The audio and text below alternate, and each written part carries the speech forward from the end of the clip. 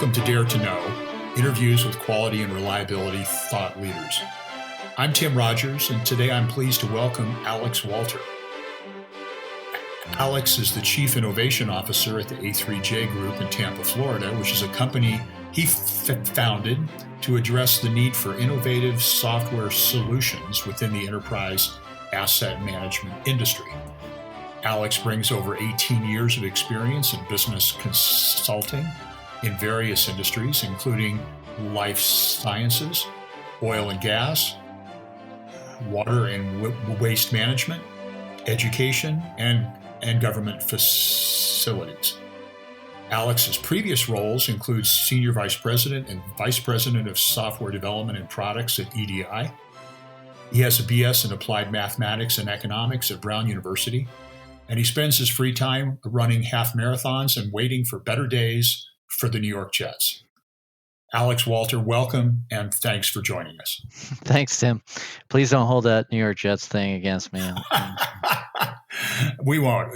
I think you've got a little more waiting to do, to be honest with you. Absolutely. Thanks for having me. I'm really excited to be here and chat with you today.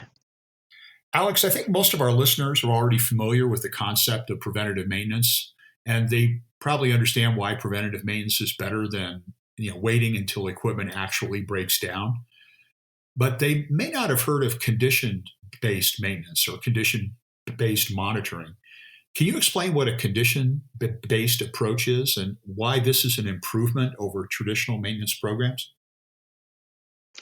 Yeah, absolutely. So when we're talking about traditional maintenance programs, a lot of times we're talking about time-based maintenance, which is when we're saying, go do this prescribed maintenance routine because a certain amount of time has passed since we last did this maintenance. So you're, familiar with those types of routines, like every 3 months, some kind, right? An annual schedule. Exactly. We do this kind of maintenance. So the condition-based maintenance says, we're not going to do this based on the elapsed amount of time. We're actually going to do this when we see some condition of the equipment arise, and that condition could be some leading indicator of failure, or could be that we have some wear and tear down to a certain level. Really could be any condition, but it's not based on the calendar. So I heard Terry O'Hanlon from reliabilityweb.com speak recently about condition-based maintenance. And he asked the question, what would you say to your doctor if she prescribed a heart transplant on your 60th birthday without running any tests prior to making the decision? And I thought that was great, right? It's no, I think we should hold off on this until I have some indicator that I have, a problem, right? Rather than just, you're 60 years old, let's go do this. So that was a great example of, hey, maybe we can be a little bit smarter about this, because a lot of maintenance is intrusive. So just by nature, a lot of the failures that we see in equipment, a lot of it was just caused by change. Right. So, the less we can change, or not even necessarily the less we can change, but the more we can make it to where the change is needing to happen. Failure is either imminent or projected on some timeline. And that's where we want to be on that curve. Alex, why do you think we got into this pattern of doing only scheduled maintenance? I mean, is this? I guess I'm trying to understand how this got started historically. Do you have any opinion about that? Well, so reactive maintenance is costly, right? So I think studies have shown that about you're looking at 7 to 9 times the cost of doing a reactive work order versus a proactive work order. So when you factor in things like, lead time for parts, and, having to have rush orders for parts to get in, when you factor in, calling out after hours or overtime type work, it's really expensive. It's hard to plan. It's hard to predict. And so companies have said, hey, how can we get to a more organized, planned scheduled, and so the idea of proactive maintenance is very attractive. So how do we get out ahead of that? Is, well, like your vehicle, right? So you want to change the oil every so often, because the last thing you want to do is be stranded on the side of the road with a broken down Sure. vehicle. So rather than take that chance, what we're going to do is we're going to go every so often and replace the oil and do a prescribed maintenance routine on that vehicle. So we got to the point of doing time-based maintenance because it's simple, it's Yeah. easy, and there's a real savings there. Yeah, I understand what you're saying, and you can schedule, taking your equipment down when it's convenient for you, as opposed to. But I think what your point is that when you stick to a schedule like that, you may be spending more money than you need to. I mean, I don't know. I'm trying to think of a useful comparison here. Um, some people belong to a shave club where they get razor blades sent to them on a regular basis, and I sometimes wonder, how long do razor blades actually last? I mean, do you really need to replace them as often as you might think, as these folks would make you believe? Absolutely. If there was some way we could measure, the sharpness of the Yeah, blade, and when it gets to a certain dullness, say, okay, it's time to replace that blade. So, on a more macro level, that's exactly where we're getting at with condition-based maintenance, right? So we've gotten smarter. Doing more proactive maintenance than reactive has helped a lot of organizations become more controlled, organized, and cost effective. But there's a next level that I see a lot of companies trying to get to nowadays, and that is, moving away from time-based right, maintenance to more usage and condition, and ultimately predictive right. Wow, maintenance. that'd be something. Can you give an example of how condition based monitoring has been used to achieve some real savings? Yeah, absolutely. So the real trick to establishing a condition-based maintenance strategy is to identify leading indicators of failure for your equipment, and then pairing that with technology that can identify and quantify those indicators. So you're talking about things like vibration, temperature, Sure. pressure, wear and tear, those kind of things. So a good example that I was part of a couple years ago was a large university has a steam system with a large population of steam traps. So they went out and did a bunch of research and found studies from the U.S. Department of Energy that um, 15 to 30% ish of steam traps will be in a failed state after 3 to 5 years of just runtime. Okay. And that 20% of steam is lost via leaking steam traps. So the study actually said that having a more proactive approach to replacing these steam traps can save quite a bit of that steam loss, which results in big time savings for any organization who implements that type of program. Sure, So that makes sense. we went out to establish this program. So previously they had, time-based maintenance. So every 3 to 5 years, they would go and just, replace all their steam traps. And they really wanted to implement a program that, instead of just blanket, we're going to go replace all these traps after a certain amount of time, let's go ahead and measure to see whether it needs it, and then we'll take the appropriate action from there. So the trick was, how do we identify that leading indicator of failure, and then how do we best implement this kind of program. Sure. So what we did was we actually outfitted their technicians with two new pieces of equipment. One was an infrared scanner, and the other was a mobile device that could communicate back to their enterprise asset management system.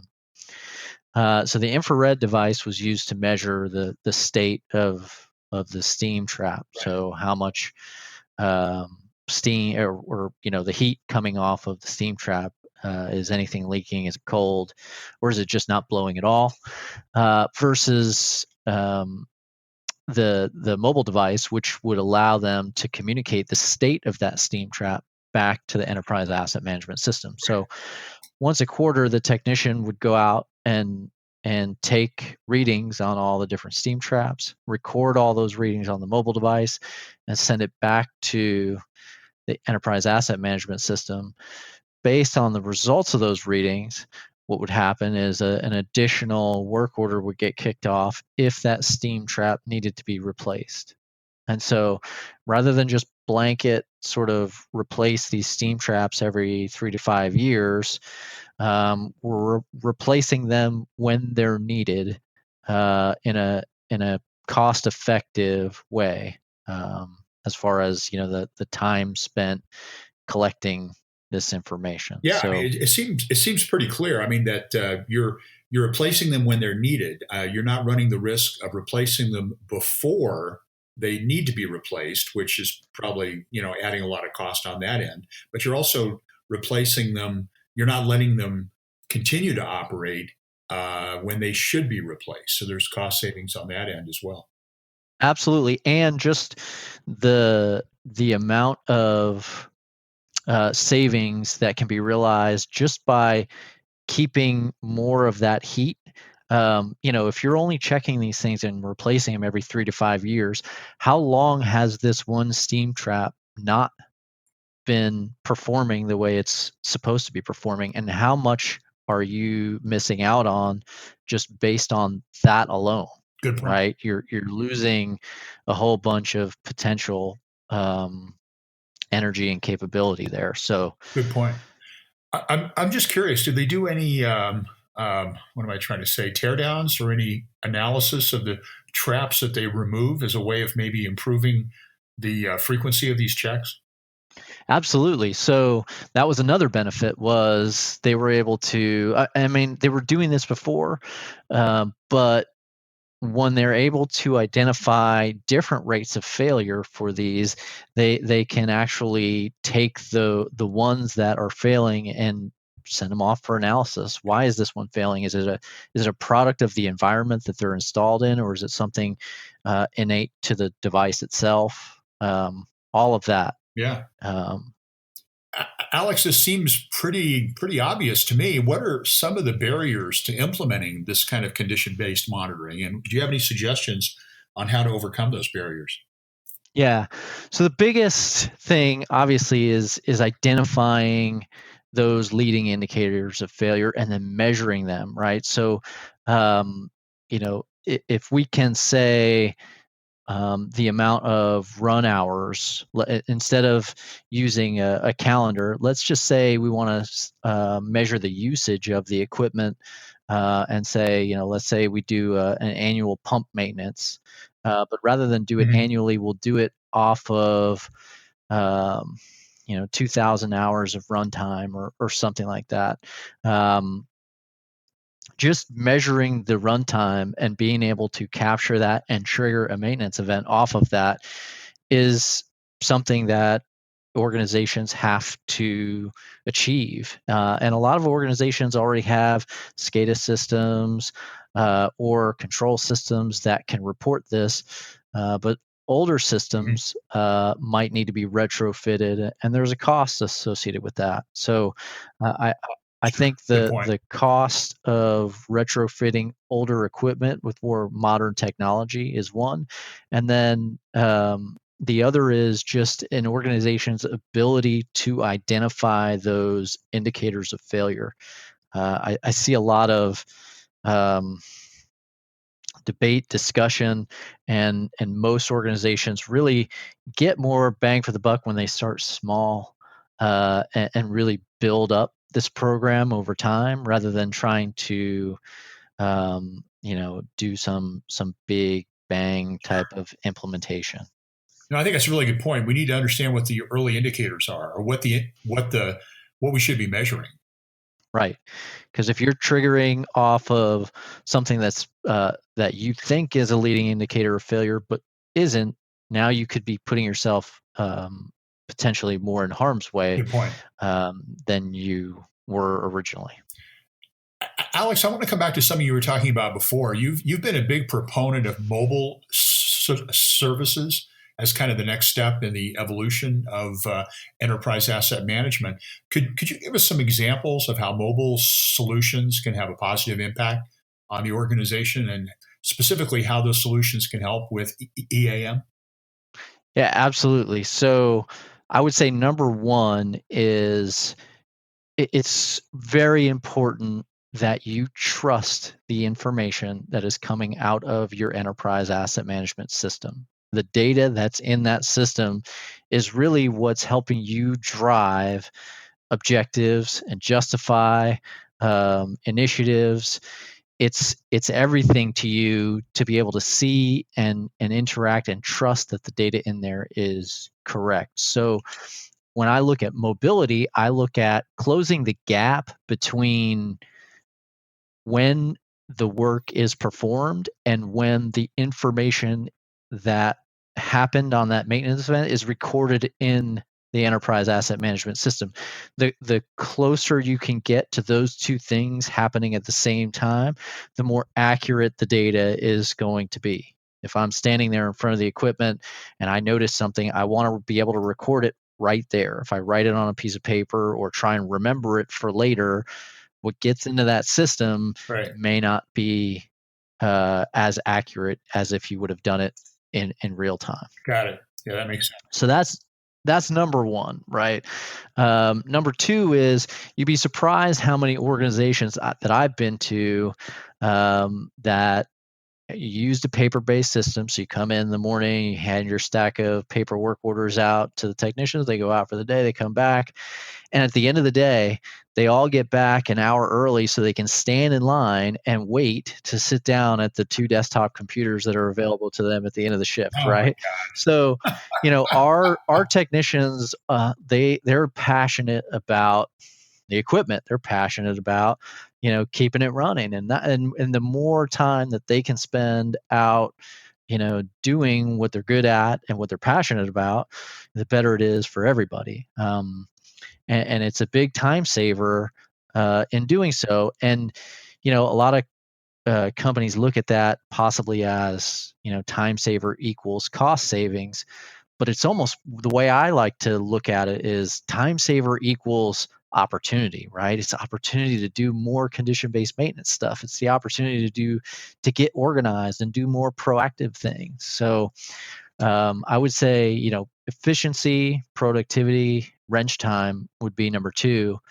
Thirdly, I would say compliance is a big factor. So we work in a lot of very regulated environments, and having standard operating procedures right in front of you at your fingertips while you're doing the maintenance, and having actually like step-by-step checklists that you can go through is a huge win. I've seen a lot of places that have folks that have been doing the same thing for 30 years, right? And I know how to do this equipment. I know I'm supposed to read this procedure, and I probably have read the procedure. But when I get out to do the equipment, I'm going to do it the way I've always done it because I maybe I forgot, or that's just I know this equipment like the back of my hand, and Right. that's what I'm going to do. But again, having the mobile solution in place has the ability to push those standard operating procedures right to the device, right in front of the user as they're doing the work. So for compliance and safety purposes, it's a win. Yeah, I mean, and it makes sense to do that while you're actually at the location, at the site of failure or the site of concern, wherever the equipment is, instead of having to run Sure. back, like you said, run back to an office. Yeah, and being able to look up parts while you're standing right there. Hey, Good. I see this problem. I think I need this part. Do we have it? I don't know. Let's look it up. Being able to see the history. Hey, this thing is failing in this way. Has it failed in this way before? And what did we do back then to solve it? So those types of things just make it a better experience for the technicians who are servicing the equipment. Well, like you said, it's a huge time savings that allows them to tap into a knowledge base, perhaps that can help address the issue. So, Alex, for our listeners who want to take the next step, what's the best way for an organization to get started with mobile services to support EAM? What are your recommendations? Well, I would say number one would be don't forget about the users. These people, right? They're a lot of them are very computer savvy. Some of them may not be, and they have different levels of understanding when it comes to technology and devices. So keep all of that in mind. Pick a solution that you can tailor to meet your maintenance processes. I've seen a lot of organizations try and fit what they do to the software, and really the software should be supporting what you do as a maintenance organization. So make sure that the users are taken care of, and also they're carrying a new tool in their tool belt, right? So a mobile device they have to carry around. Make sure that it the form factor fits them, and depending on what type of work they do. Obviously, the more screen real estate, typically the better, but make sure it fits for them and how they work as well. Good point. And then lastly, I would say, have a plan for security control and deployment of updates, those types of things. Work with the IT departments to make sure that these devices are secure. That's great. Alex, this has been great. Thanks so much for joining us today. Oh, you're welcome, Tim. Thank you very much. It's been a joy. Thank you. That was Alex Walter, Chief Innovation Officer at the A3J Group in Tampa, Florida. To learn more, you can go to a3jgroup.com. And also, please check out the Fluke line of connected reliability products. You can see that lineup at ascendoreliability.com/go/fluke. That's ascendoreliability.com, ACCENDO reliability.com/go/fluke. This is Tim Rodgers. Thanks a lot for joining us.